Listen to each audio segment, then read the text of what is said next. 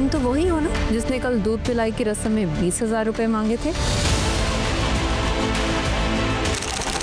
सहर, जुबैर मुझे अच्छा लगा है। मैं आप सबके काम करती हूँ, आप सब भी मुझे दीजिए तनख्वाह। तुम ऐसा करो कि अपने खामिन को लेकर अलग हो जाओ।